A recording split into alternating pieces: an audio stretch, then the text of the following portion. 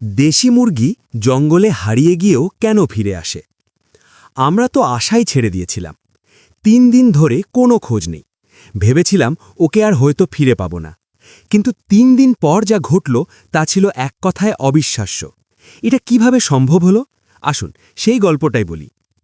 আমার সবচেয়ে আদরের মুরগিটার নাম ছিল লালি। ওর গায়ের রং ছিল লালচে, ঠিক যেন পরন্ত বিকেলের আলো।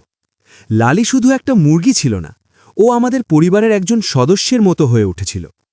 অন্য সব মুরগি দিন শেষে নিজেরাই ঘরে ফিরে আসত, কিন্তু লালি আমার পায়ের কাছে এসে ঘুরঘুর করত, যেন বলতো, চলো এবার ঘরে যাই। ওর এই ছোট ছোট অভ্যাসগুলোই ওকে সবার প্রিয় করে তুলেছিল। আমাদের বাড়িটা গ্রামের একেবারে শেষে। একদিকে দিগন্ত জোড়া ফসলের মাঠ আর অন্যদিকে ঘন জঙ্গল। জঙ্গলটা দেখতে সুন্দর হলেও বেশ রহস্যময়। দিনের বেলাতেও ভেতরটা অন্ধকার লাগে। শেয়াল আর অন্য বন্যপ্রাণীর ভয়ে আমরা সবসময় পোষা প্রাণীগুলোকে জঙ্গল থেকে দূরে রাখতাম। লালিও নিজের চেনা উঠোন ছেড়ে খুব বেশি দূরে যেত না। কিন্তু সেদিন যেন অন্য কিছু হওয়ারই ছিল। প্রতিদিনের মতো সেদিন বিকেলে মুরগিগুলোকে ঘরে তুলছিলাম। হঠাৎ গুনে দেখি একটা কম। বুকের ভেতরটা ধক করে উঠল। লালি নেই। প্রথমে ভাবলাম হয়তো আশপাশেই আছে। ওর নাম ধরে অনেক ডাকলাম। পুরো উঠোন আর বাড়ির চারপাশ খুঁজলাম, কিন্তু কোনো সাড়া পেলাম না। সূর্য ডুবতে শুরু করল। অন্ধকার নামছে আর আমার অস্থিরতা বাড়ছে। বাড়ির সবাই মিলে টর্চ লাইট নিয়ে বেরোলাম। জঙ্গলের ধার পর্যন্ত গিয়ে ওর নাম ধরে ডাকলাম, কিন্তু ঝিঝি পোকার ডাক ছাড়া আর কিছুই শোনা গেল না। প্রথম রাতটা কাটল আশা আর অজানা এক ভয় নিয়ে। ভেবেছিলাম হয়তো সকাল হলেই ফিরে আসবে। কিন্তু সকাল গড়িয়ে দুপুর, দুপুর গড়িয়ে বিকেল হলো, লালি ফিরল না। দ্বিতীয় দিন শেষে যখন কোনো চিহ্নই পেলাম না, মনটা একদম ভেঙে গেল। মা বললেন, জঙ্গলে একবার ঢুকলে কি আর ফেরে? শেয়ালে ধরেছে হয়তো। কথাটা বিশ্বাস করতে চাইছিলাম না, কিন্তু বাস্তবতা হয়তো সেটাই ছিল। আমরা প্রায় হাল ছেড়ে দিয়েছিলাম।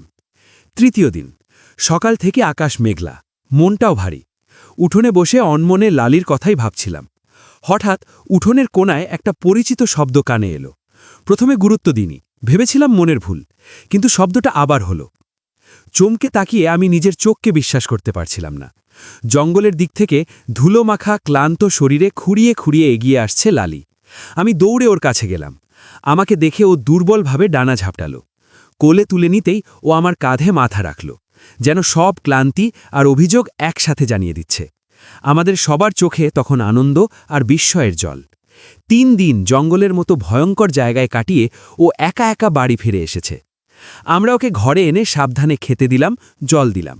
কিছুক্ষণ বিশ্রাম নিয়েই ও আবার উঠোনে ঘুরতে শুরু করল, যেন কিছুই হয়নি। কিন্তু আমার মাথায় একটাই প্রশ্ন ঘুরছিল, ও ফিরল কিভাবে? ৩ দিন জঙ্গলে থাকার পরেও কিভাবে ও ঠিক নিজের বাড়িটা চিনে ফেলল? পরে জানতে গিয়ে আরও অবাক হলাম। আসলে অনেক প্রাণীর মধ্যেই, বিশেষ করে পাখিদের মধ্যে, এক আশ্চর্য বাড়ি ফেরার ক্ষমতা থাকে। বিজ্ঞানীরা একে বলেন হোমিং ইনস্টিংক্ট। মুরগিরা চারপাশের পরিবেশের চিহ্ন, বড় গাছ, সূর্যের অবস্থান, এমনকি পৃথিবীর চৌম্বক ক্ষেত্র অনুভব করেও নিজেদের পথ খুঁজে নিতে পারে। বিশেষ করে দেশি মুরগি, যারা কৃত্রিম পরিবেশে বড় হয় না, তাদের মধ্যে এই সহজাত প্রবৃত্তি আরও শক্তিশালী হয়। তারা নিজেদের ঘরকে নিরাপদ আশ্রয় হিসেবে চিনে রাখে এবং বিপদ যাই আসুক সেখানে ফিরে আসার চেষ্টা করে। লালি হয়তো ভয় পেয়ে বা পথ হারিয়ে জঙ্গলে ঢুকে পড়েছিল, কিন্তু ওর ভেতরের সেই সহজাত প্রবৃত্তি ৩ দিন ধরে ওকে পথ দেখিয়ে আমাদের কাছে ফিরিয়ে এনেছে।